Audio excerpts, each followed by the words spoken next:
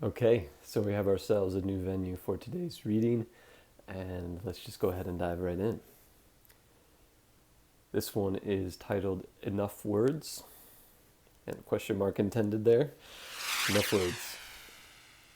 How does a part of the world leave the world? How can wetness leave water? Don't try to put out a fire by throwing on more fire. Don't wash a wound with blood. No matter how fast you can run, your shadow more than keeps up. Sometimes it's in front. Only full overhead sun diminishes your shadow. But that shadow has been serving you. What hurts you blesses you. Darkness is your cradle. Your boundaries are your quest. I explain this, but it would break the glass cover on your heart, and there's no fixing that. You must have shadow and light source both. Listen and lay your head under the tree of awe. When from that tree feathers and wings sprout on you, be quieter than a dove. Don't open your mouth for even a coo. When a frog slips into the water, the snake cannot get it. Then the frog climbs back out and croaks, and the snake moves toward him again. Even if the frog learned to hiss, still the snake would hear through the hiss the information he needed, the frog voice underneath. But if the frog could be completely silent, then the snake would go back to sleeping, and the frog could reach the barley. The soul lives there in the silent breath. And that grain of barley is such that when you put it in the ground, it grows. Are these enough words, or shall I squeeze more juice from this? Who am I, my friend?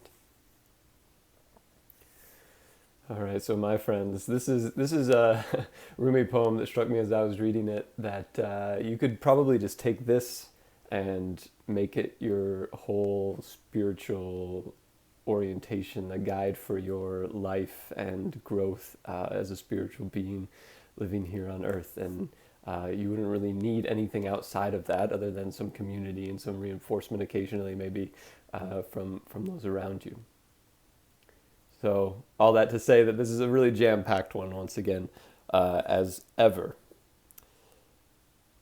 But I suppose the thing that stood out to me reading it this time today was the invocation of the idea of shadow and how important it is and necessary it is to carry that around with you. And let's see, how does it? Oh, but the shadow has been serving you, right?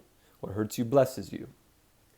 And we often want to push away the things that hurt, right? Push away the shadow, push away the things that we don't want to face, that we don't like, that are a part of us. But that's the complete wrong strategy there. I know I'm guilty of this myself, but there's an invitation within the shadow, right? There's an invitation within our shortcomings to take a closer look. There's an invitation in the pain to sink a little bit deeper into it and experience that part of it fully. And really there's so much richness to be mined out of the shadow, out of the depths of pain and so forth. Darkness is your cradle. Darkness is your cradle. The thing holding you, supporting you,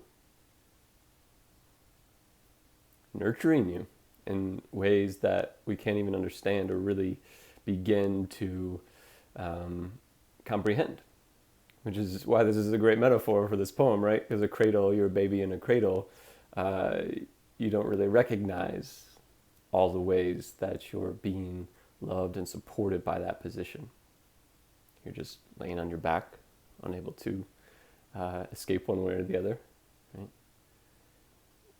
But there's an loving intention to that placement, to your mother placing you in the cradle, to receive that nurturing, right? So, what else do we want to say about this? Well, I guess on this theme, Rumi says here, no matter how fast you run, Your shadow more than keeps up, right? Sometimes it's out in front of you. So yeah, you can run away. You can avoid the shadow as long as you want to keep on running.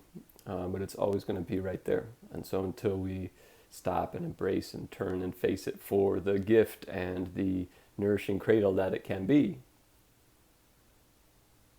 then we can stop running once we do that, right? So, yes, a million other words that could be said here, as Rumi puts it.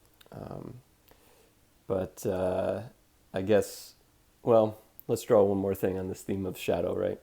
Because he starts the poem off in a very deliberate way, talking about, how does part of the world leave the world? How can wetness leave water? Why would you try to put a fire out with more fire? You wouldn't, right? That's silly.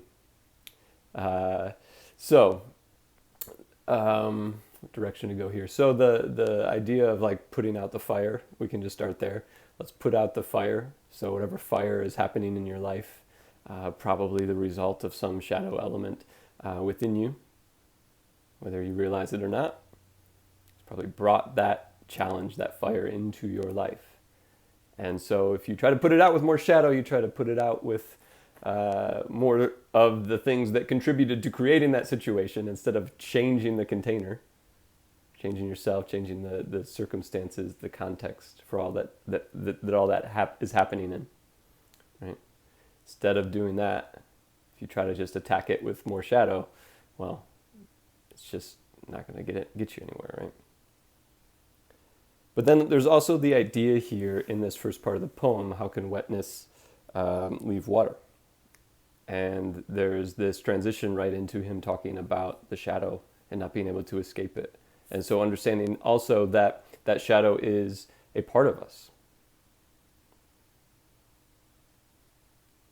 It's a part of our experience, part of our being. And so we can try to ignore it or push it away, but it's a part of us. So we're pushing part of ourselves away. So instead we need to invite it in. Been hearing a lot of people talking about this recently, inviting in the shadow, inviting in the edges, putting your arm around it, saying, I love you, I forgive you, thank you, all that good stuff. So take that away with you today, friends, and be well.